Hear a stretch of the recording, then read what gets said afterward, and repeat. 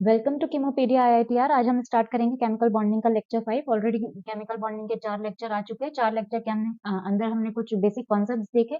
जैसा कि मैंने लास्ट लेक्चर के अंदर बताया, नेक्स्ट लेक्चर के अंदर हम कॉन्सेप्ट ऑफ हाइब्रिडाइजेशन देखने वाले हैं। उसी तरीके से हम यहाँ पर क्या देखेंगे इस वाले लेक्चर के अंदर, कॉन्सेप्ट ऑफ हाइब्रिडाइजेशन। ठीक है, कॉन्सेप्ट ऑफ हाइब्रिडाइजेशन की अगर हम बात करें तो हाइब्रिडाइजेशन बेसिकली इंट्रोड्यूस क्यों हुई थी? क्योंकि हाइब्रिडाइज्ड ऑर्बिटल जो थे वो क्या थे, हमारे पास मोर डायरेक्शनल थे। और मोर डायरेक्शनल ऑर्बिटल जो होते हैं हमारे पास में, वो क्या करते हैं, बॉन्डिंग में अच्छे से पार्टिसिपेट करते हैं। इसीलिए हमारे पास में हाइब्रिड ऑर्बिटल जो मोर डायरेक्शनल थे, इस वजह से हमारे पास में हाइब्रिडाइजेशन को हमने इंट्रोड्यूस करवाया। इसी वजह से हाइब्रिडाइजेशन हमारे पास में होती है। ठीक है, अगर हाइब्रिडाइजेशन की बात करें तो इसकी एप्लीकेशन क्या होगी? हाइब्रिडाइजेशन से हम मॉलिक्यूल का बॉन्ड एंगल पता कर सकते हैं, मॉलिक्यूल की बॉन्ड लेंथ पता कर सकते हैं, उन्होंने जो बॉन्ड बना रखा है उसकी बॉन्ड लेंथ क्या होगी ये पता कर सकते हैं। उसके बाद में हम पता कर सकते हैं इसकी ज्योमेट्री मॉलिक्यूल की, और क्या पता कर सकते हैं, हम शेप को पता लगा सकते हैं। ठीक है, तो इन एप्लीकेशंस की वजह से हमने क्या किया था, हाइब्रिडाइजेशन को यूज किया था। इसीलिए हमने हाइब्रिडाइजेशन को इंट्रोड्यूस किया था। ठीक है, कॉन्सेप्ट ऑफ हाइब्रिडाइजेशन की बात करें बेसिकली, तो कॉन्सेप्ट ऑफ हाइब्रिडाइजेशन के अंदर हम अलग अलग मॉलिक्यूल्स की हाइब्रिडाइजेशन को कैसे निकालते हैं, उसके बाद में हम देखेंगे कि हाइब्रिडाइजेशन इंडेक्स क्या होता है, उसे हम कैसे निकाल कर लेकर आते हैं। उसके बाद में हम कुछ क्वेश्चंस भी देखेंगे, स्टेरिक नंबर रूल के अकॉर्डिंग हम किस तरीके से निकालते हैं, कौन सा लोन पेयर हाइब्रिडाइजेशन में पार्टिसिपेट करेगा, कौन सा लोन पेयर हाइब्रिडाइजेशन में पार्टिसिपेट नहीं करेगा। ये सब चीजें भी हम यहाँ पर आने वाले लेक्चर में देखने वाले हैं। ठीक है,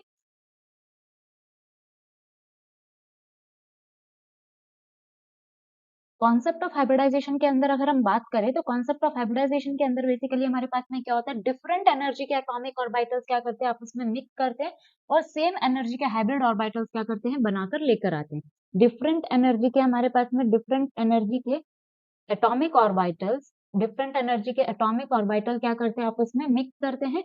मिक्स करने के बाद में क्या करते हैं, ये लोग हाइब्रिड ऑर्बिटल लेकर आते हैं। और हाइब्रिड ऑर्बिटल जो होते हैं वो हमारे पास में किसी क्या होते हैं, सेम एनर्जी के ऑर्बिटल होते हैं। कैसे होते हैं, सेम एनर्जी के ऑर्बिटल होते हैं। ठीक है, तो ये होता है हमारे पास में हाइब्रिडाइजेशन। डिफरेंट एटॉमिक ऑर्बिटल्स होंगे, डिफरेंट एनर्जी के एटॉमिक ऑर्बिटल्स होंगे, आपस में मिक्स करेंगे और क्या करेंगे, सेम एनर्जी के ऑर्बिटल्स को बनाकर लेकर आएंगे, जिन्हें हम नाम देते हैं हाइब्रिड ऑर्बिटल्स। ठीक है, तो हाइब्रिड ऑर्बिटल अगर हमारे पास में बनता है तो उसकी सिमेट्री क्या होती है, हमेशा हमारे पास में सारे के सारे हाइब्रिड ऑर्बिटल्स की सिमेट्री क्या होती है, हमारे पास सेम। ठीक है, तो अगर हम बात करें बेसिकली हाइब्रिड ऑर्बिटल और हमारे पास में एटॉमिक ऑर्बिटल, तो एटॉमिक ऑर्बिटल से ज्यादा डायरेक्शनल कौन होता है, हमारे पास में हाइब्रिड ऑर्बिटल होता है।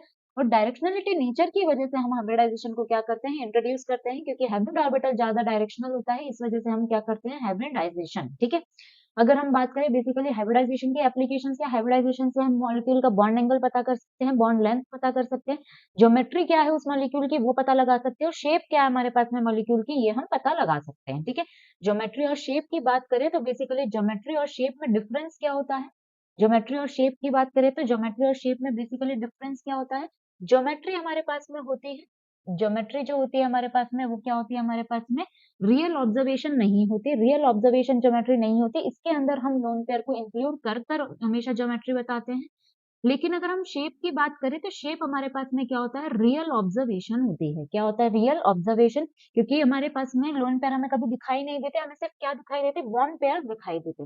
अगर हमें सिर्फ बॉन्ड पेयर दिखाई दे रहे हैं, इसका मतलब रियल ऑब्जर्वेशन के अंदर हमें कभी लोन पेयर दिखाई नहीं देते, इसीलिए शेप के अंदर आप कभी भी लोन पेयर को कंसिडर नहीं करोगे। लोन पेयर को छोड़कर जो बॉन्ड पेयर ने जो शेप बना रखी है उसे आप क्या कहोगे, शेप। समझ गए, ये होता है बेसिकली ज्योमेट्री और शेप के अंदर डिफरेंस। ये भी आपको कौन बताएगा, हाइब्रिडाइजेशन। ठीक है, अब अगर हम बात करें, ये तो हमारे पास में हाइब्रिडाइजेशन, अगर हाइब्रिडाइजेशन की बात करें तो यहाँ पर हम क्या पढ़ते हैं, हाइब्रिडाइजेशन इंडेक्स। क्या पढ़ते हैं हम यहाँ पर, हाइब्रिडाइजेशन इंडेक्स, हाइब्रिडाइजेशन इंडेक्स। ठीक है, अगर हाइब्रिडाइजेशन इंडेक्स की बात करें तो हाइब्रिडाइजेशन इंडेक्स को हम किस तरीके से डिनोट करते हैं, आई से डिनोट करते हैं। और हाइब्रिडाइजेशन इंडेक्स की बात करें तो ये हाइब्रिडाइजेशन इंडेक्स हम निकालते कैसे हैं, बेसिकली अगर हम बात करें तो एसपीआई होता है हमारे पास में, किसी भी मॉलिक्यूल की हाइब्रिडाइजेशन क्या होती है, एसपीआई। अगर उस मॉलिक्यूल का आपको थीटा गिवन है तो आप आई की वैल्यू निकाल सकते हो, और आप जो भी आई की वैल्यू होगी वही उस मॉलिक्यूल की क्या होगी आपके पास में, हाइब्रिडाइजेशन। मान लीजिए आई की वैल्यू आपके पास में हो जाती है 2, अगर आपके पास में आई की वैल्यू 2 निकल के आई तो हाइब्रिडाइजेशन क्या हो जाएगी आपके पास में, sp2 इसके अकॉर्डिंग। ठीक है, तो आप आई को कैसे फाइंड आउट कर कर लेकर आएंगे, बस आपको ये पता लगाना है। बात करें अगर आई की, तो फॉर्मूला होता है हमारे पास में cos theta is equals to 1 minus 1 by i. ये फॉर्मूला होता है हमारे पास में, फॉर्मूला क्या होता है, cos theta is equals to minus 1 by i. ये फॉर्मूला होता है आपके पास में हाइब्रिडाइजेशन इंडेक्स को निकालने का। और बात करें अगर हाइब्रिडाइजेशन इंडेक्स की आई की, तो ये क्या होता है हमारे पास में P बाय एस। अगर P बाय एस की बात करें तो P क्या है हमारे पास में परसेंटेज P कैरेक्टर और S क्या है हमारे पास परसेंटेज S कैरेक्टर। अगर यहाँ पर हम बात करें तो P प्लस S हमेशा इसका फ्रैक्शन कितना आता है इक्वल टू 1।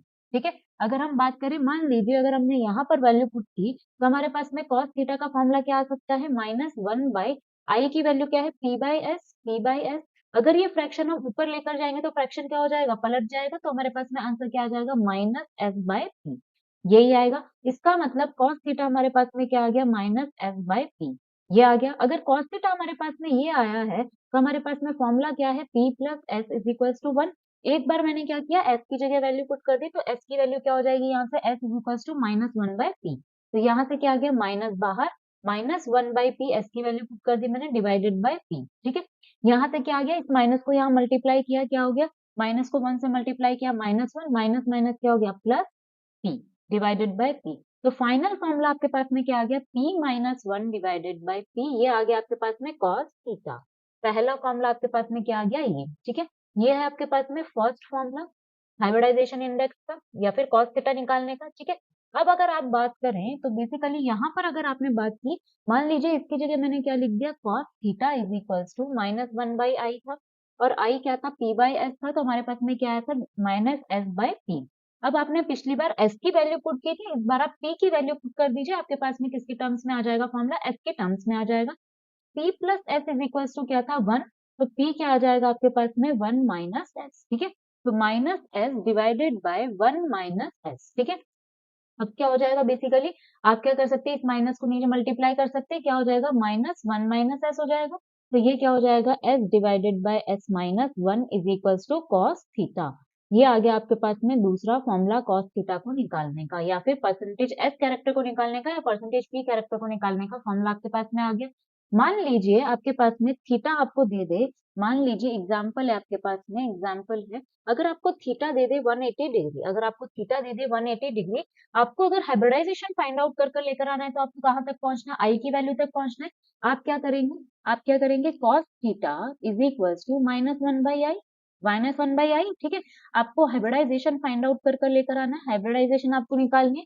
आप क्या करेंगे cos theta is equals to formula क्या होता है -1/i, तो i का फॉर्मूला क्या हो गया i is equals to -1/cos theta, -1/cos theta. अगर बात करें cos थीटा की तो cos 180 डिग्री कितना होता है आपके पास में -1, कितना होता है -1। तो आपने वैल्यू पुट करी -1 डिवाइडेड बाय cos 180 डिग्री, और cos 180 डिग्री कितना होता है -1, तो -1 डिवाइडेड बाय -1 क्या हो गया यहाँ पर आंसर आ गया आपके पास i की वैल्यू कितनी आ गई 1 आ गई। i की वैल्यू कितनी आ गई आपके पास में 1। अगर i की वैल्यू आपके पास में 1 आ गई तो हाइब्रिडाइजेशन क्या हो जाएगी आपके पास में SPI था, तो हाइब्रिडाइजेशन क्या हो गई आपके पास में SP, क्या हो गई SP। ठीक है, ये आपके पास में हाइब्रिडाइजेशन है। यहीं से आप परसेंटेज S कैरेक्टर भी निकाल सकते हैं, परसेंटेज P कैरेक्टर भी निकाल सकते हैं। कैसे निकालेंगे अब आप, तो सबसे पहले आप क्या करेंगे cos थीटा का फॉर्मूला क्या आया था आपके पास में, पहला फॉर्मूला था आपके पास में cos थीटा का कितना, cos थीटा का फर्स्ट फॉर्मूला क्या था आपके पास में, जब आपने यहाँ पर वैल्यू पुट की देखिए ये था आपके पास में P minus 1 divided by P, क्या था P minus 1 divided by P, ये था। अगर आपके पास में ये फॉर्मूला है cos 180 डिग्री क्या हो जाएगा आपके पास में -1, ये क्या हो गया P minus 1 divided by P, यहाँ पर -1 होता है cos 180 डिग्री, तो P minus 1 divided by P, यही हो गया। ठीक है, अब क्या हो जाएगा आपके पास में इस P को आपने यहाँ ट्रांसफर कर दिया -P is equals to P minus 1, ये हो गया। ये P यहाँ पर क्या करो, ये वाला P यहाँ पर ट्रांसफर कर दो, 1 वो आप यहाँ पर ट्रांसफर कर दो, तो क्या हो जाएगा आपके पास में 1 is equals to P plus P, कितना हो गया 1 इज इक्वल्स टू 2P, तो P कितना आ गया आपके पास में 1/2। अगर परसेंटेज के टर्म्स में निकालना है तो क्या करोगे आप 100 से मल्टीप्लाई कर दोगे, कितना आ जाएगा आंसर 50%। तो परसेंटेज P कैरेक्टर आपके पास में कितना आ गया 50%। अगर किसी मॉलिक्यूल में परसेंटेज P कैरेक्टर 50% है तो वहां पर परसेंटेज S कैरेक्टर कितना हो जाएगा 50%। और आप फॉर्मूले से भी निकाल सकते हैं, वहां से भी आपको परसेंटेज एस कैरेक्टर कितना आएगा 50%। ठीक है, ये था आपके पास में हाइब्रिडाइजेशन इंडेक्स, ये क्या था आपके पास में हाइब्रिडाइजेशन इंडेक्स। अब यहाँ पर आपको थीटा की कोई भी वैल्यू दे दे, अब थीटा की किसी भी वैल्यू के लिए आप क्या कर सकते हैं हाइब्रिडाइजेशन इंडेक्स निकाल सकते हैं और हाइब्रिडाइजेशन को कैलकुलेट कर लेकर आ सकते हैं। आपके पास में फ्रैक्शनल हाइब्रिडाइजेशन भी आ सकती है, मान लीजिए आपके पास में इस तरीके से भी आ सकता है SP 1/2 भी आ सकता है, आई की वैल्यू 1/2 भी आ सकती है। जरूरी नहीं है आपके पास में आई की वैल्यू जो है वो आपके पास में होल नंबर वैल्यू ही है, फ्रैक्शनल वैल्यू भी आपके पास में आई की आ सकती है। अगर आपके पास में थीटा डिफरेंट डिफरेंट होगा तो आपके पास में आई की वैल्यू भी क्या आएगी, डिफरेंट डिफरेंट। आप ट्राई कर सकते हैं 135 डिग्री के लिए, या फिर आप ट्राई कर सकते हैं 90 डिग्री के लिए। किसके लिए ट्राई कर सकते हैं, 90 डिग्री के लिए भी आप ट्राई कर सकते हैं। ठीक है, ये एग्जाम्पल है बेसिकली। बात करें, ये था हमारे पास में हाइब्रिडाइजेशन इंडेक्स। अगर हाइब्रिडाइजेशन इंडेक्स की बात करें तो इस तरीके से आप निकाल सकते हैं हाइब्रिडाइजेशन इंडेक्स। अगर हम बात करें हाइब्रिडाइजेशन की तो बेसिकली एक चार्ट देख लेते हैं पहले हाइब्रिडाइजेशन का। एक चार्ट देख लेते हैं हाइब्रिडाइजेशन का। ठीक है, यहाँ पर अगर हम बात करें हाइब्रिडाइजेशन की तो हाइब्रिडाइजेशन बेसिकली क्या होता है हमारे पास में, हाइब्रिडाइजेशन क्या हो जाएगा हमारे पास। सबसे पहले अगर हम बात करें तो हाइब्रिडाइजेशन क्या हो जाएगा, सबसे पहला हो जाएगा हमारे पास में, अगर हमारे पास में हाइब्रिडाइजेशन है, अगर हमारे पास में स्टेरिक नंबर है 2। ठीक है, अगर स्टेरिक नंबर है 2 तो हाइब्रिडाइजेशन क्या हो जाएगी आपके पास में, हाइब्रिडाइजेशन हो जाएगी एसपी। क्या हो जाएगी, एसपी हो जाएगी, या फिर क्या हो जाएगी, पीडी। क्या हो जाएगी, पी। अगर बात करें ज्योमेट्री की तो ज्योमेट्री आपके पास में क्या हो जाएगी, लीनियर होगी। ठीक है, लीनियर होगी। किस तरीके से, एक मॉलिक्यूल, एक एटम यहाँ पर है, एक एटम यहाँ पर है। अगर बात करें दूसरी की तो स्टेरिक नंबर मान लीजिए अगर 3 है, स्टेरिक नंबर 1 एग्जिस्ट नहीं करता, स्टेरिक नंबर 2 से ही स्टार्ट होता है। ठीक है, अगर स्टेरिक नंबर 3 है आपके पास में, स्टेरिक नंबर भी देखेंगे हम कि आने वाले टाइम में कि स्टेरिक नंबर होता क्या है। स्टेरिक नंबर 3 की बात करें तो हमारे पास में हाइब्रिडाइजेशन क्या हो जाएगी, sp3, या फिर क्या हो जाएगा, sd3। ठीक है, अगर बात करें यहाँ पर ज्योमेट्री की तो ज्योमेट्री क्या हो जाएगी आपके पास में, ट्राइगोनल प्लेनर। ज्योमेट्री क्या हो जाएगी आपके पास, ट्राइगोनल प्लेनर। अगर ज्योमेट्री आपके पास ट्राइगोनल प्लेनर है तो किस तरीके से बन जाएगा आपके पास मॉलिक्यूल, इस तरीके से बन जाएगा, इस तरीके से बन जाएगा। ठीक है, ये इस तरीके से आपके पास में मॉलिक्यूल बनकर तैयार हो जाएगा। ये हो गया। ठीक है, यहाँ पर मान लीजिए आपके पास में क्या है, सेंट्रल एटम। ये क्या है आपके पास, सेंट्रल एटम। ठीक है, तो ये बॉन्ड है, ये बॉन्ड है, ये बॉन्ड है। ये क्या बना रहा है, ट्राइगोनल प्लेनर बना रहा है आपस में। क्या बना रहा है, ये ट्राइगोनल प्लेनर। ठीक है, अब हम बात करें, मान लीजिए आपके पास में तीसरा है, अगर आपके पास में हाइब्रिडाइज स्टेरिक नंबर आ जाए 4 तो आपके पास में हाइब्रिडाइजेशन क्या, यहाँ पर सॉरी ये 3 है ना, sp2 होगी, sp2, और ये हो गया sd2। ठीक है, टोटल आना चाहिए आपके पास में स्टेरिक नंबर कितना, 3। s के ऊपर कितनी पावर है, 1, और p के ऊपर कितनी है, 2, तो 3 हो गया। अगर 4 की बात करें तो हमारे पास में हाइब्रिडाइजेशन हो जाएगी sp3, और यहाँ पर क्या हो जाएगा, sd3। अगर बात करें यहाँ पर ज्योमेट्री की तो ज्योमेट्री हो जाएगी आपके पास में टेट्राहेड्रल। ठीक है, ज्योमेट्री क्या हो जाएगी आपके पास में, टेट्राहेड्रल। अब यहाँ पर आपके पास में क्या है, ज्योमेट्री टेट्राहेड्रल है। अगर बात करें यहाँ पर तो टेट्राहेड्रल किस तरीके से बनाते हो आप, इस तरीके से बनाते हो। ये हो गया आपके पास में क्या, टेट्राहेड्रल। ये हो गया आपके पास क्या, टेट्राहेड्रल। ठीक है, ये हो गया आपके पास में टेट्राहेड्रल। अगर हम बात करें यहाँ पर, अगर दूसरी हाइब्रिडाइजेशन की बात करें, मान लीजिए अगर आपके पास में इसी के अंदर हाइब्रिडाइजेशन आ जाती है DsP2। क्या आ जाती है, DsP2 या फिर sp2b। तो उस केस में आपके पास में ज्योमेट्री क्या हो जाएगी, स्क्वायर प्लेनर। क्या हो जाएगी, स्क्वायर प्लेनर। और स्क्वायर प्लेनर की बात करें तो हमारे पास में किस तरीके से हो जाएगी ज्योमेट्री, कुछ इस तरीके से। ये सेंट्रल एटम है, यहाँ पर एक बॉन्ड बना रखा है, यहाँ पर एक बॉन्ड बना रखा है, यहाँ पर एक बॉन्ड बना रखा है, और यहाँ पर क्या बना रखा है, एक बॉन्ड बना रखा है। इस तरीके से स्क्वायर प्लेनर ज्योमेट्री आपके पास में बन रही है। ठीक है, अगर आप बात करें, मान लीजिए स्टेरिक नंबर आ जाता है आपके पास में 5। क्या आ जाता है, 5, तो आपके पास में हाइब्रिडाइजेशन क्या हो जाएगी, sp3d। क्या हो जाएगी, sp3d। अगर मान लीजिए यहाँ पर आपने sp3d के अंदर आपने dz स्क्वायर लिया, क्या लिया आपने, अगर sp3d के अंदर ये वाला जो ऑर्बिटल है वो आपने लिया, पहला ऑर्बिटल लिया आपने dz स्क्वायर। जब आप dz स्क्वायर लेंगे तो आपके पास में ज्योमेट्री क्या बनेगी, tbp। क्या बनेगी, टीबीपी, जो कि होती है आपके पास में क्या, ट्राइगोनल प्लेनर। क्या होता है, सॉरी, ट्राइगोनल बाइपिरामिडल। ठीक है, क्या होता है, ट्राइगोनल बाइपिरामिडल। कौन सा लोन पेयर आपके पास में हाइब्रिडाइजेशन में पार्टिसिपेट करेगा और कौन सा लोन पेयर आपके पास में हाइब्रिडाइजेशन में पार्टिसिपेट नहीं करेगा। तो हम देखते हैं इंक्लूजन। इंक्लूजन मतलब पार्टिसिपेट करना, inclusion and exclusion of lone pair. Inclusion and exclusion of lone pair. ठीक है, तो अगर हम बात करें यहाँ पर तो लोन पेयर कौन सा हाइब्रिडाइजेशन में पार्टिसिपेट करेगा और कौन सा नहीं करेगा, इसका आपको बेहतरीन तरीके से आइडिया होना चाहिए। अगर हम बात करें इंक्लूजन ऑफ लोन पेयर की, जो पार्टिसिपेट करता है उसे आप क्या कहते हैं, उसे लोन पेयर को आप नाम देते हैं स्टीरियो केमिकली एक्टिव।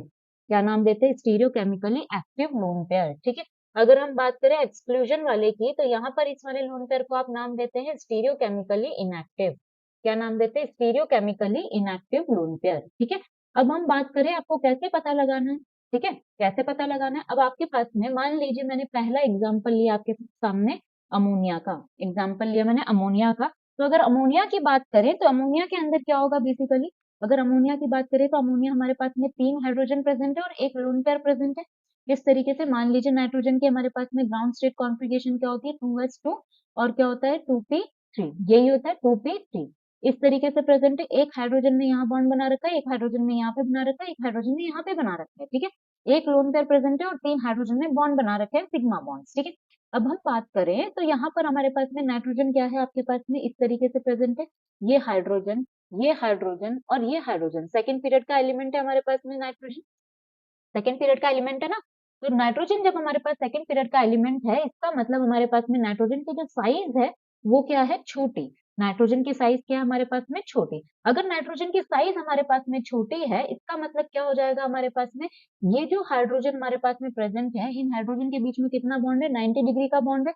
तो यहाँ पर क्या होगा, बहुत ज्यादा रिपल्शन, ये क्या करेगा, बहुत ज्यादा रिपल्शन, क्योंकि सेंट्रल एटम की साइज छोटी है और उसके ऊपर 90 डिग्री के आपके 90 डिग्री के पास में क्या है, आपके पास में हाइड्रोजन प्रेजेंट है। इन दोनों हाइड्रोजन में बेसिकली क्या होगा, आपके पास में रिपल्शन होगा। अब ये मॉलिक्यूल जब रिपल्शन करता है तो एनर्जी क्या हो जाती है, मॉलिक्यूल की बढ़ जाती है। जब एनर्जी मॉलिक्यूल की बढ़ जाएगी, इसका मतलब हमारे पास में क्या होगा, मॉलिक्यूल की एनर्जी बढ़ने का मतलब क्या हो गया, मॉलिक्यूल अनस्टेबल। जब मॉलिक्यूल हमारे पास में अनस्टेबल हो गया, इसका मतलब ये क्या करना चाहेगा, अपनी एनर्जी को रिड्यूस करना चाहेगा, स्टेबल होना चाहेगा। तो ये क्या करता है, ये नाइट्रोजन कहता है कि मेरे पास में जो हाइड्रोजन प्रेजेंट है उसके बीच में बॉन्ड एंगल बहुत कम है, इस वजह से ये क्या कर रहा है, आपस में रिपल्शन कर रहे हैं। रिपल्शन से मेरी एनर्जी बहुत ज्यादा बढ़ रही है। तो लोन पेयर क्या करता है, लोन पेयर कहता है कि मैं आपके अंदर मिक्स कर जाता हूँ, जिसकी वजह से क्या हो जाएगा, यहाँ पर मैं एंगल बढ़ा दूंगा इनके बीच का। इनके बीच का जब एंगल बढ़ जाएगा तो क्या हो जाएगा हमारे पास में, यहाँ पर सारे के सारे मॉलिक्यूल में हाइब्रिडाइजेशन इंट्रोड्यूस हो जाएगी। ठीक है, जब आपके पास में इसने इस तरीके से पार्टिसिपेट किया, इस लोन पेयर ने इस नाइट्रोजन के साथ में पार्टिसिपेट किया, तो आपके पास में क्या हो जाएगा, ये जब मिक्स करेगा, नाइट्रोजन जब मिक्स करेगा तो यहाँ क्या हो जाएगा, आपके पास में हाइब्रिडाइजेशन हो जाएगी। और हाइब्रिडाइजेशन क्या होती है, अमोनिया की sp3 होती है, sp3 हाइब्रिडाइजेशन होगी। तो यहाँ पर आपके पास में एंगल कितना हो जाएगा, 107। हाइब्रिडाइजेशन sp3 के अंदर 109 डिग्री का एंगल होता है, लेकिन यहाँ पर अमोनिया में क्या होता है, lone pair bond pair repulsion की वजह से थोड़ा सा एंगल रिड्यूस हो जाता है, तो ये अप्रोक्सीमेटली 160 डिग्री के आसपास रहता है। ठीक है, अब हम बात करें तो ये एंगल यहाँ पर था कितना डिग्री, 90 डिग्री, और यहाँ से कितने पे जा रहा है, 107 डिग्री के ऊपर। तो यहाँ पर ये वाला जो हमारे पास में कन्वर्जन है 90 से 107 डिग्री का, यहाँ पर इसकी एनर्जी इतनी ज्यादा होती है, मॉलिक्यूल के रूम टेम्परेचर पे ये वाला कन्वर्जन क्या हो जाता है, पॉसिबल हो जाता है। इसीलिए ये वाला हाइब्रिडाइजेशन क्या होता है, यहाँ पर क्या हो जाता है, हाइब्रिडाइजेशन का कॉन्सेप्ट इंट्रोड्यूस होता है।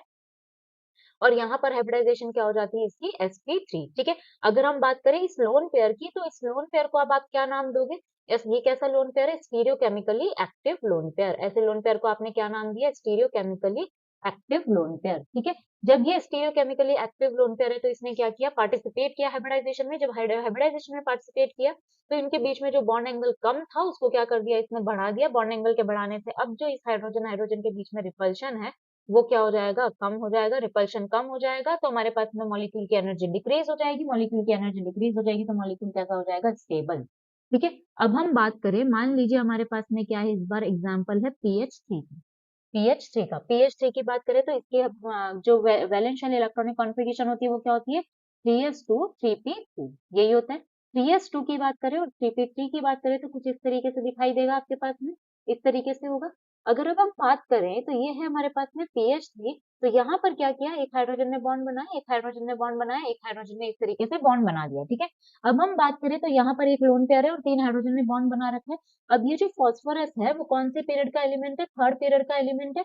तो इसकी साइज क्या है, ऑलरेडी बहुत बड़ी। इसकी साइज क्या, ऑलरेडी बहुत बड़ी है। तो यहाँ पर जो हाइड्रोजन लगे हुए हैं, जब हमारे पास में इसको हमने 90 डिग्री के ऊपर लगाया और यहाँ पर हमारे पास में क्या प्रेजेंट है, एक लोन पेयर। जब हमारे पास में इस तरीके से लोन पेयर प्रेजेंट है, यहाँ पर कितने डिग्री का एंगल है, ये 90 डिग्री का एंगल है। अब इस हाइड्रोजन के बीच में और इस हाइड्रोजन के बीच में कोई रिपल्शन प्रेजेंट नहीं है। रिपल्शन क्या है, मिनिमम है। तो रिपल्शन जब जब यहाँ पर नहीं है तो यहाँ पर क्या होगा, 90 डिग्री पर यह हाइड्रोजन क्या है, स्टेबल है। इसीलिए क्यों, क्योंकि यह फास्फोरस का साइज क्या है यहाँ पर बड़ा।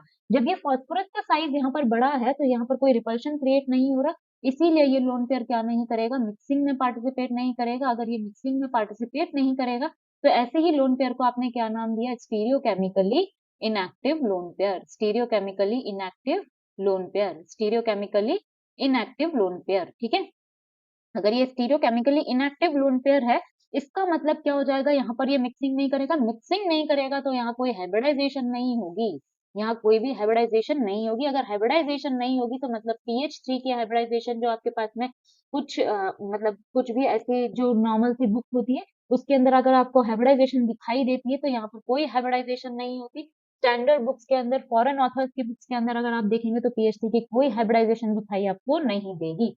पीएच3 क्या होता है, नॉन हाइब्रिडाइज्ड मॉलिक्यूल होता है। ठीक है, अगर हम बात करें, मान लीजिए आपके पास में अब एग्जांपल है पीएफ3 का, किसका एग्जांपल है, पीएफ3 का। अगर पीएफ3 की बात करें तो यहाँ पर फास्फोरस क्या है, बड़ा है, और यहाँ पर क्या है आपके पास में, फ्लोरीन लगा हुआ है। यहाँ पर क्या लगा हुआ है, फ्लोरीन, और यहाँ पर क्या लगा हुआ है आपके पास, फ्लोरीन, और ये क्या है आपके पास में, एक लोन पेयर। अगर हम यहाँ पर बात करें तो ये फ्लोरीन कैसा है हमारे पास में, हाईएस्ट इलेक्ट्रोनेगेटिविटी होती है इसकी, कितनी, 4.0 एक्साइड, इतनी होती है। अगर हम बात करें यहाँ पर तो इसकी सबसे हाईएस्ट इलेक्ट्रोनेगेटिव एटम है। तो अगर हाईएस्ट इलेक्ट्रोनेगेटिव एटम है तो ये क्या करेगा, इस तरीके से इलेक्ट्रॉन डेंसिटी अपनी तरफ खींचेगा। अगर ये इलेक्ट्रॉन डेंसिटी अपनी तरफ खींचेगा तो यहाँ पर क्या हो जाएगा आपके पास में, डेल्टा पॉजिटिव चार्ज क्रिएट होगा। और आपको पता है जैसे जैसे मॉलिक्यूल के ऊपर, एटम के ऊपर पॉजिटिव चार्ज की डेंसिटी बढ़ती रहती है, वैसे ही उसकी साइज क्या होती रहती है, श्रिंक होती रहती है। तो इसी वजह से यहाँ पर क्या है आपके पास में, 3 इलेक्ट्रोनेगेटिव ग्रुप लगे हुए हैं, वो भी स्ट्रॉन्ग इलेक्ट्रोनेगेटिव ग्रुप। तो यहाँ पर क्या होगा, बहुत ज्यादा पॉजिटिव चार्ज फास्फोरस पे क्रिएट हो जाएगा। और ये जो डेल्टा पॉजिटिव चार्ज यहाँ पर क्रिएट हो रहा है, इस वजह से इसकी साइज क्या हो जाएगी, डिक्रीज। इसकी साइज क्या हो जाएगी, फास्फोरस की डिक्रीज। जब इस फास्फोरस की साइज डिक्रीज हो जाएगी तो यहाँ पर क्या हो जाएगा, फर्दर हमारे पास में इस फ्लोरीन और इस फ्लोरीन के अंदर क्या होने लगेगा, रिपल्शन होने लगेगा। जब यहाँ पर रिपल्शन होने लगेगा तो ये फ्लोरीन फिर से क्या कहेगा कि हमें रिपल्शन हो रहा है, इस वजह से हमारे मॉलिक्यूल की एनर्जी बढ़ रही है। तो क्या कोई ऐसा मेथड है जिसकी वजह से हमारे बीच में एंगल इंक्रीज हो जाए, 90 डिग्री है यहाँ पर, 90 डिग्री से एंगल इंक्रीज होकर कुछ ज्यादा हो जाए। तो यहाँ पर भी क्या होगा, ये लोन पेयर क्या करेगा, मिक्सिंग में पार्टिसिपेट करेगा। जब ये मिक्सिंग में पार्टिसिपेट करेगा तो यहाँ पर भी हाइब्रिडाइजेशन क्या हो जाएगी, इंट्रोड्यूस हो जाएगी। और यहाँ पर भी आपके पास में क्या हो जाएगा, इस तरीके से मॉलिक्यूल एग्जिस्ट करेगा, PF3। ठीक है, यहाँ पर क्या हो जाएगा आपके पास में, इस तरीके से मॉलिक्यूल एग्जिस्ट करेगा। और यहाँ पर भी क्या हो जाएगा आपके पास में, एंगल इंक्रीज हो जाएगा। ठीक है, एंगल क्या हो जाएगा, बढ़ जाएगा। ये था आपके पास में PF3। अगर बात करें इसने क्या किया, पार्टिसिपेट किया है, अगर इसने पार्टिसिपेट किया है तो ऐसे लोन पेयर को आप क्या कहोगे, stereochemically active lone pair, stereochemically active lone pair. जो हाइब्रिडाइजेशन में पार्टिसिपेट करेगा उसे स्टीरियोकेमिकली एक्टिव कहेंगे, जो हाइब्रिडाइजेशन में पार्टिसिपेट नहीं करेगा उसे स्टीरियोकेमिकली इनएक्टिव लोन पेयर आप कहेंगे। ठीक है, ये था आपके पास में एक्सक्लूजन और इंक्लूजन ऑफ लोन पेयर। ठीक है, अब एक्सक्लूजन और इंक्लूजन तो आपने देख लिया, कब एक्सक्लूड होगा मतलब कब पार्टिसिपेट नहीं करेगा और कब पार्टिसिपेट करेगा, ये तो आपने देख लिया। ठीक है, अब हम बात करें पीएच3 जो मॉलिक्यूल था हमारे पास में, वहां पर क्या था हमारे पास में, पीएच3 मॉलिक्यूल था। पीएच3 मॉलिक्यूल में कोई हाइब्रिडाइजेशन नहीं थी, कोई हाइब्रिडाइजेशन नहीं थी। इसीलिए हम एक रूल पढ़ते हैं, ड्रैगो एम्पिरिकल रूल। क्या पढ़ते हैं हम, ड्रैगो एम्पिरिकल रूल। ठीक है, क्या पढ़ते हैं हम, Drago empirical rule. Drago empirical rule basically हमें क्या कहता है, ड्रैगो एम्पिरिकल रूल हमें ये कहता है कि हमारे पास में जब भी ज्यादा साइज होगी किसी सेंट्रल एटम की और वहां पर कोई रिपल्शन नहीं होगा साइड एटम्स के अंदर, तो वैसे मॉलिक्यूल की हाइब्रिडाइजेशन क्या होती है, कोई हाइब्रिडाइजेशन नहीं होती ऐसे मॉलिक्यूल की। और ऐसे मॉलिक्यूल कौन कौन से होते हैं, PH3। ठीक है, फास्फोरस के नीचे कौन आता है, ASH3, SbH3 और BiH3। ठीक है, और यहाँ पर बात करें तो नाइट्रोजन के बाद में आता है ऑक्सीजन, ऑक्सीजन के बाद में आता है कौन, सल्फर। ठीक है, ऑक्सीजन के नीचे कौन आता है, सल्फर। तो बात करें तो हमारे पास में क्या हो जाएगा, H2S। ठीक है, H2S, H2Se। ठीक है, और क्या हो जाएगा, H2Te, और क्या हो जाएगा, H2PO। ठीक है, ये तो हमारे पास में रेडियो एक्टिव होता है, तो हम इस मॉलिक्यूल के लिए पढ़ते हैं। इन मॉलिक्यूल की कोई हाइब्रिडाइजेशन नहीं होती, यहाँ पर कोई हाइब्रिडाइजेशन नहीं होती, नो हाइब्रिडाइजेशन। अगर यहाँ कोई हाइब्रिडाइजेशन नहीं है तो इसी को आप कहते हैं ड्रैगो एम्पिरिकल रूल। और ऐसे कंपाउंड्स को आप क्या नाम देंगे, ड्रैगो कंपाउंड। ऐसे कंपाउंड्स को आप क्या नाम देंगे, ड्रैगो कंपाउंड। इसका मतलब इनका जो लोन पेयर प्रेजेंट है वो कहाँ प्रेजेंट है, प्योर एस ऑर्बिटल के अंदर। कहाँ प्रेजेंट है, प्योर एस ऑर्बिटल के अंदर इनका लोन पेयर प्रेजेंट है। और जहाँ हाइब्रिडाइजेशन हो रही थी वहां लोन पेयर कहाँ प्रेजेंट था, sp3 हाइब्रिड ऑर्बिटल के अंदर प्रेजेंट था ना। ठीक है, तो यहाँ पर क्या है आपके पास में प्योर एस ऑर्बिटल के अंदर प्रेजेंट है। और आपको पता है न्यूक्लियस के सबसे पास में कौन सा ऑर्बिटल होता है, एस ऑर्बिटल। इसका मतलब एस ऑर्बिटल के अंदर जो भी चीज प्रेजेंट है उसका डोनेट होना क्या हो जाएगा, मुश्किल हो जाएगा। ठीक है, क्योंकि वहां पर न्यूक्लियस का अट्रैक्शन क्या है, सबसे ज्यादा। तो अगर हम बात करें यहाँ पर एप्लीकेशन, किसकी application, application of Drago empirical rule की। ड्रैगो एम्पिरिकल रूल की अगर एप्लीकेशन की बात करें तो ड्रैगो एम्पिरिकल रूल की एप्लीकेशन क्या हो जाएगी, पहला बेसिसिटी बताना। पहला क्या हो जाएगा हमारे पास, बेसिसिटी। और वो भी किसकी basicity, basicity of ammonia and PH three. Ammonia and PH three. तो हम बात करें, हमने देखा अमोनिया की हाइब्रिडाइजेशन क्या होती है, sp3। इसका लोन पेयर जो है वो कहाँ प्रेजेंट होता है, sp3 हाइब्रिड ऑर्बिटल के अंदर। कहाँ प्रेजेंट होता है, sp3 हाइब्रिड ऑर्बिटल के अंदर। ठीक है, अगर pH3 की बात करें तो pH3 कहाँ होता है हमारे पास में, इसकी कोई हाइब्रिडाइजेशन नहीं होती, ये क्या होता है, ड्रैगो कंपाउंड होता है, कोई हाइब्रिडाइजेशन नहीं होती। तो इसका लोन पेयर कहाँ प्रेजेंट होता है, प्योर एस ऑर्बिटल के अंदर। प्योर एस ऑर्बिटल के अंदर होता है। और आपने देखा बेसिसिटी बेसिकली क्या होती है, लोन पेयर डोनेटिंग टेंडेंसी या फिर H प्लस एक्सेप्टिंग टेंडेंसी। तो यहाँ पर देखिए तो लोन पेयर जल्दी डोनेट किसका होगा, ये वाला हाइब्रिड ऑर्बिटल है। हाइब्रिड ऑर्बिटल ज्यादा डायरेक्शनल भी होता है, डायरेक्शनल नेचर का होता है। प्योर एस ऑर्बिटल क्या होता है, नॉन डायरेक्शनल होता है। ठीक है, उसी के साथ साथ प्योर एस ऑर्बिटल क्या होता है आपके पास में, न्यूक्लियस के सबसे पास में। तो सबसे ज्यादा अट्रैक्टेड कौन है न्यूक्लियस से, एस ऑर्बिटल अट्रैक्टेड है। अगर एस ऑर्बिटल अट्रैक्टेड है तो ये जल्दी से डोनेट नहीं हो पाएगा, जल्दी से डोनेट नहीं हो पाएगा। तो आपके पास में इसकी बेसिसिटी क्या हो जाएगी, डिक्रीज।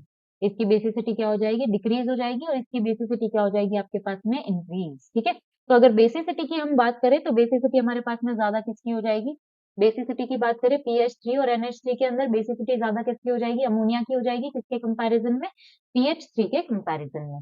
ठीक है, पहली एप्लीकेशन थी हमारे पास में ये। अगर दूसरी एप्लीकेशन की बात करें तो हमारे पास में क्या होता है, दूसरा एप्लीकेशन क्या होता है, फ्लक्सनल बिहेवियर। क्या होता है हमारे पास, फ्लक्सनल बिहेवियर।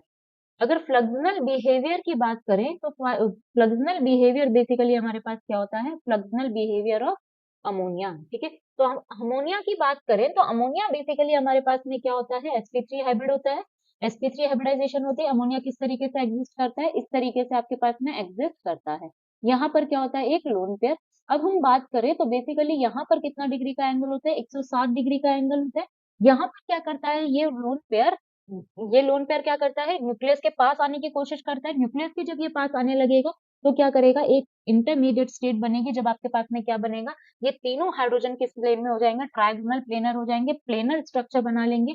और लोन पेयर क्या हो जाएगा, इसके परपेंडिकुलर कुछ इस तरीके से आपको दिखाई देगा, जिस तरीके से आपको दिखाई देगा। ठीक है, और यहाँ पर परपेंडिकुलर ये क्या हो गया आपके पास, ट्रायगोनल प्लेनर बन गया। ट्रायगोनल प्लेनर जब आपके पास में ये बन गया तो इसके परपेंडिकुलर आपके पास में क्या हो जाएगा, लोन पेयर। परपेंडिकुलर कौन हो गया, लोन पेयर। और फिर क्या होगा आपके पास में, ये फिर न्यूक्लियस के पास आने की कोशिश करेगा तो ये क्या हो जाएगा, मॉलिक्यूल पलट जाएगा। मॉलिक्यूल क्या हो जाएगा आपके पास में, इस तरीके से पलट जाएगा। ठीक है, समझ गए। ये था आपके पास में फ्लक्सनल बिहेवियर। ठीक है, इसी को ही पायरामिडल इन्वर्जन भी आप कहते हैं, क्योंकि ये पायरामिडल सब स्ट्रक्चर थी। क्या थी आपके पास, पायरामिडल स्ट्रक्चर। पायरामिडल स्ट्रक्चर थी, यहाँ पर क्या हो गया, इन्वर्टेड पायरामिड बन गया, इन्वर्जन हो गया ना पायरामिडल में। तो ये इसी को आप कहते हैं पायरामिडल इन्वर्जन, भी आप इसी को ही कहते हैं पायरामिडल इन्वर्जन, पायरामिडल इन्वर्जन। ठीक है, ये होता है आपके पास में पायरामिडल इन्वर्जन या फिर फ्लक्सनल बिहेवियर ऑफ अमोनिया। अब बात करें, अगर हमने हाइड्रोजन की जगह रिप्लेसमेंट करना स्टार्ट किया अल्काइल ग्रुप्स का, तो आपके पास में क्या होने लगेगा, धीरे धीरे ये फ्लक्सनल बिहेवियर क्या होने लगेगा, डिक्रीज होने लगेगा। तो अगर फ्लक्सनल बिहेवियर की बात क्यों, क्योंकि आपके पास में यहाँ पर क्या हो जाएगा, स्टेरिक हिंड्रेंस की वजह से जो ये इतनी स्मूथली आपके पास में ये फ्लक्सनल बिहेवियर और इन्वर्जन शो हो रहा था, वहां पे रिपल्शन की वजह से क्या होगा, जिस मॉलिक्यूल ने जो स्पेस ले रखी है वो वही उसी स्पेस में रहेगा। तो फ्लक्सनल बिहेवियर की अगर हम बात करें तो फ्लक्सनल बिहेवियर के अंदर बेसिकली क्या होगा हमारे पास, फ्लक्सनल बिहेवियर के अंदर होगा हमारे पास में, मान लीजिए अगर हमारे पास अमोनिया है, ठीक है, और हमारे पास में है NH2R, फिर हमारे पास में NHR2, फिर हमारे पास में NR3। तो सबसे ज्यादा किसमें होगा फ्लक्सनल बिहेवियर, अमोनिया में। फिर इसमें, फिर सबसे कम किसमें होगा, NR3 में, क्योंकि सबसे ज्यादा हमारे पास में स्टेरिक हिंड्रेंस किसमें है, NR3 में। अब मान लीजिए मैंने अगर हमारे पास में इस तरीके से ये जो नाइट्रोजन है इस पर जो लोन पेयर इस तरीके से प्रेजेंट है, इस लोन पेयर को और इस नाइट्रोजन को क्या कर दिया हमने, इस तरीके से बांध दिया। इस तरीके से हमने क्या कर दिया, बांध दिया। ठीक है, तो ऐसे केस में क्या होगा, आपके पास में लोन पेयर क्या करने लगेगा, अगर आप यहाँ पर इन्वर्जन करना स्टार्ट करेंगे तो बेसिकली ये रिंग को क्या करना पड़ेगा, रिंग को उल्टा होना पड़ेगा, और ये वाला रिंग जो है वो उल्टा हो नहीं सकता, क्योंकि ये रिंग क्या है, बंधी हुई है, खुली नहीं है ना। ये क्या है, अगर यहाँ पर ये कोई बॉन्ड नहीं होता, ये बॉन्ड इस तरीके से, ये सिर्फ यहीं तक अगर हमारे पास में होता, तो यहाँ पर हमारे पास में क्या होता है, बहुत आसानी से हमारे पास में क्या हो जाता है, इन्वर्जन हो जाता है। लेकिन ये रिंग क्या है, ये वाले एटम्स के आपस में इस तरीके से बंधे हुए हैं, तो ये जब रिंग में प्रेजेंट होंगे, तो जब ये रिंग में प्रेजेंट होंगे उस केस में क्या होगा, आपके पास में यहाँ पर कोई भी फ्लक्सनल बिहेवियर या फिर पायरामिडल इन्वर्जन नहीं होगा। जब आपके पास में रिंग में प्रेजेंट होंगे तो पायरामिडल इन्वर्जन आपको देखने को नहीं मिलेगा, इन्वर्जन नहीं होगा, ठीक है। पायरामिडल इन्वर्जन यहाँ पर नहीं होगा, ठीक है। अब हम बात करें, अगर रिंग है हमारे पास में, किसी भी टाइप की रिंग हो, किसी भी टाइप की रिंग हो, मान लीजिए आपके पास में इस टाइप की रिंग है, ये नाइट्रोजन प्रेजेंट है, और इस तरीके से अगर आपके पास में रिंग प्रेजेंट है और ये लोन पेयर प्रेजेंट है, ये भी पायरामिडल इन्वर्जन नहीं करेगा, ठीक है। तो ये भी नहीं करेगा, किसी भी टाइप नाइट्रोजन किसी भी रिंग से प्रेजेंट है तो कभी भी पायरामिडल इन्वर्जन ये नहीं करेगी, ठीक है। ये था हमारे पास में पायरामिडल इन्वर्जन और एप्लीकेशन ऑफ ब्रागो कंपाउंड, ठीक है।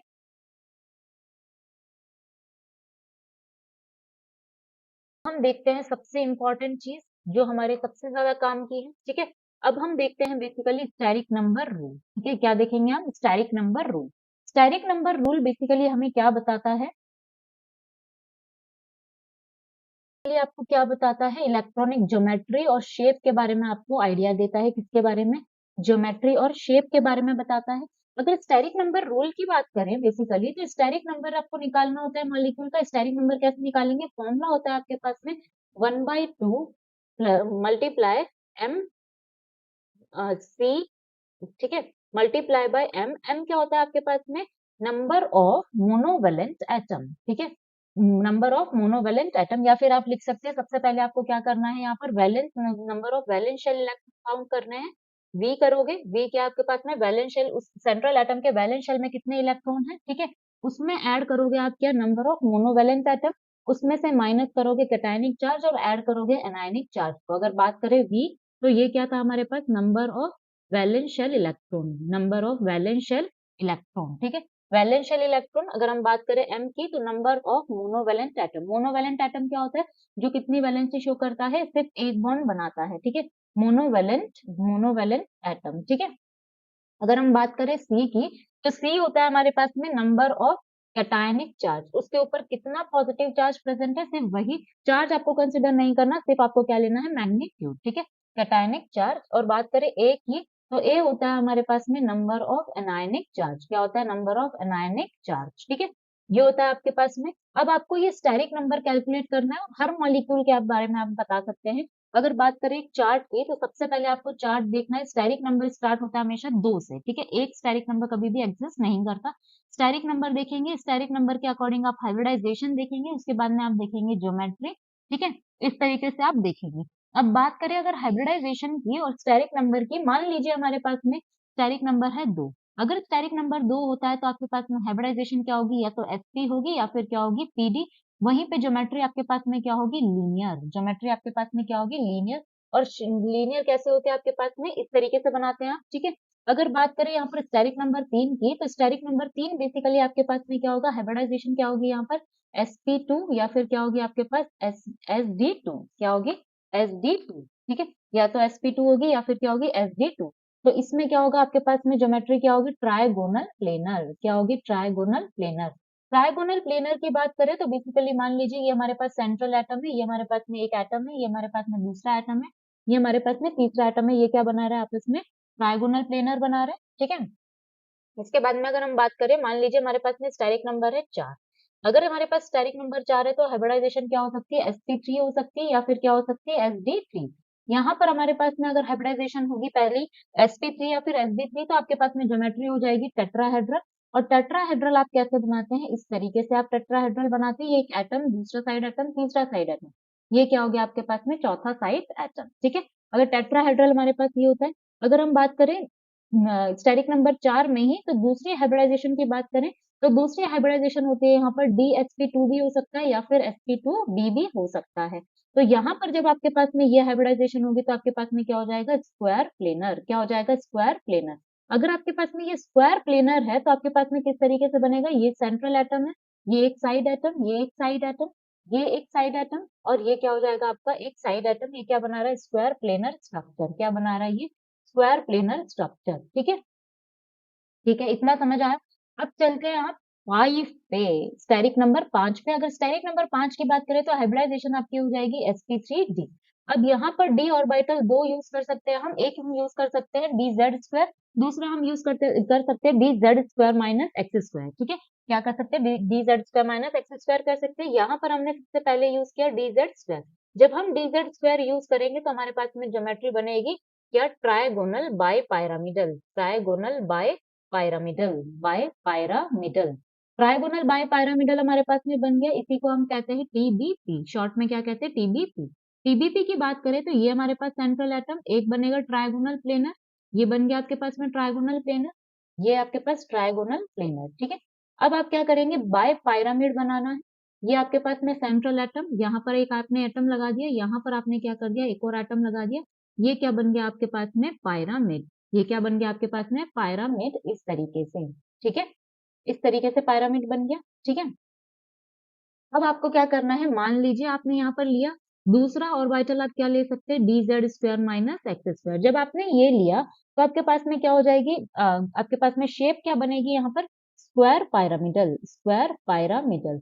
जब आपके पास में स्क्वायर पायरामिडल बन रहा है तो किस तरीके से दिखाई देगा, ये आपके पास में सेंट्रल एटम, ये आपके पास में क्या है, सेंट्रल एटम। यहाँ पर 4 एटम्स लगे हुए हैं आपके पास में, स्क्वायर शेप में लगे हुए हैं, स्क्वायर शेप में लगे हुए हैं, इस तरीके से लगे हुए हैं। ठीक है, ये आपके पास में स्क्वायर है और एक पायरामिड बन रहा है। ठीक है, क्या बन रहा है आपके पास में, एक पायरामिड, इस तरीके से। ठीक है, तो ये क्या हो जाएगा आपके पास में, स्क्वायर पायरामिडल। ये क्या हो जाएगा आपके पास, स्क्वायर पायरामिडल, इस तरीके से हो जाएगा। ठीक है, अगर हम बात करें इसके आगे अभी तक हमने क्या देख लिया, स्टेरिक नंबर 5 देख लिया। अब हम बात करते हैं स्टेरिक नंबर 6 की।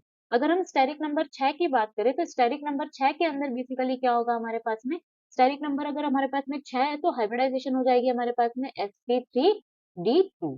क्या हो जाएगी, sp3d2। ठीक है, अगर sp3d2 है हमारे पास में, या फिर हाइब्रिडाइजेशन हो सकती है आपके पास sd5। ठीक है, ये दो हाइब्रिडाइजेशन एग्जिस्ट कर सकती है। अगर ये हाइब्रिडाइजेशन है तो ज्योमेट्री हो जाएगी आपकी ऑक्टाहेड्रल। क्या हो जाएगी, ऑक्टाहेड्रल। और ऑक्टाहेड्रल की बात करें तो ऑक्टाहेड्रल किस तरीके से दिखाई देता है, एक स्क्वायर होता है और दो क्या होते हैं उसके, पायरामिड्स होते हैं। एक ऊपर होता है, एक अबव द प्लेन होता है, एक क्या कहाँ होता है, बिलो द प्लेन। ठीक है, इस तरीके से होता है।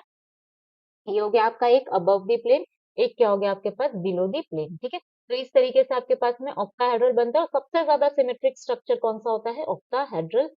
सबसे ज्यादा नंबर ऑफ 90 डिग्री एंगल्स कितने होते हैं ऑक्टाहेड्रल स्ट्रक्चर के अंदर। ठीक है, ये था आपके पास में ऑक्टाहेड्रल। अब हम बात करें बेसिकली, मान लीजिए आपके पास में स्टेरिक नंबर है 7। अगर स्टेरिक नंबर 7 है तो आपके पास हाइब्रिडाइजेशन क्या हो जाएगी, sp3d3। अगर आपके पास में हाइब्रिडाइजेशन sp3d3 है तो आपके पास में स्ट्रक्चर क्या बनेगी, pbp। pbp क्या होता है हमारे पास, पेंटागोनल, पेंटागोनल।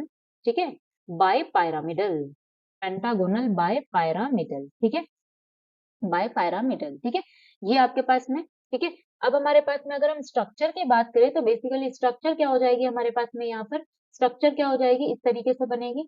एक पेंटागन बनाना है, ये हमारा सेंट्रल एटम, ये पेंटागन हो गया हमारे पास। ये 2 एटम, ये 3 एटम, ये 4 एटम और ये 5वां एटम। ये क्या बन गया हमारे पास, पेंटागन। पेंटागन बन गया इस तरीके से। अब ये पेंटागन बन गया, बाय पायरामिड बनाना है, इसका मतलब एक अबव द प्लेन, एक बिलो द प्लेन।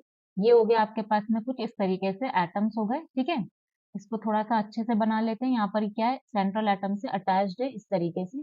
ठीक है, ये हो गया आपके पास में क्या, पेंटागोनल बाय पायरामीटर, इस तरीके से ये अटैच है। ठीक है, यहाँ पे इस तरीके से। ठीक है, सारे के सारे एटम के साथ में होगा इस तरीके से। ठीक है, अब हमारे पास में बात करें तो यहाँ पर क्या हो जाएगा, अगर स्टेरिक नंबर 8 होगा तो हमारे पास में हाइब्रिडाइजेशन क्या हो जाएगी। अभी तक हमने हाइब्रिडाइजेशन क्या देखी, sp3d3 देखी। अब हमारे पास में हाइब्रिडाइजेशन हो जाएगी sp3d4। ठीक है, इसके अंदर हमारे पास में दो ऑर्बिटल मिक्स कर सकते हैं। एक अगर हमारे पास में dz स्क्वायर मिक्स करेगा तो हमारे पास में क्या बनेगा, और हमारे पास में अगर dz square minus x square mix करेगा तो हमारे पास में क्या बनेगा। अब आपको ये देखना है, अगर आपके पास में dz स्क्वायर मिक्स करता है तो आपके पास में स्ट्रक्चर का नाम होता है डोडेकाहेड्रल, डोडेकाहेड्रल। ठीक है, जब हम ये स्टेरिक नंबर पढ़ेंगे तब हम देखेंगे डोडेकाहेड्रल कैसा दिखता है बेसिकली।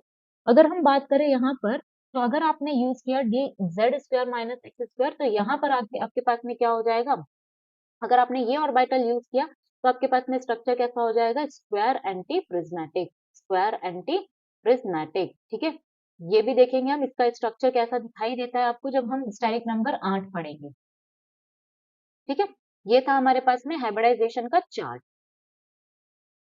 बेसिकली ये था हमारे पास में हाइब्रिडाइजेशन का क्या पूरा का पूरा चार्ट। अब आपको एक एक स्टेरिक नंबर को बहुत ही डिटेल में पढ़ना है कि एक स्टेरिक नंबर आप हाइब्रिडाइजेशन देख रहे हैं, उसका शेप क्या होगा, उसका ज्योमेट्री क्या होगा, उसका नंबर ऑफ बॉन्ड एंगल कितने होंगे, कितने डिग्री के कितने बॉन्ड एंगल होंगे, सब आपको कैलकुलेट करना है। कॉम्बिनेशन परम्यूटेशन कॉम्बिनेशन आपको लगाना है, वहां से नंबर ऑफ एंगल्स निकाल कर लेकर आओगे, सब देखना है। सब कुछ हम देखेंगे नेक्स्ट लेक्चर के अंदर, एक एक हाइब्रिडाइजेशन को हम पढ़ेंगे और उसके बहुत सारे हम एग्जाम्पल्स करने वाले हैं। ठीक है, ये था हमारे पास में बेसिकली क्या हाइब्रिडाइजेशन, थोड़ा सा कॉन्सेप्ट पढ़ा हमने हाइब्रिडाइजेशन का। अब हम नेक्स्ट वाले लेक्चर के अंदर पढ़ेंगे कॉन्सेप्ट ऑफ हाइब्रिडाइजेशन कंप्लीट तरीके से। ठीक है, इस लेक्चर में इतना ही। Thank you for watching my video.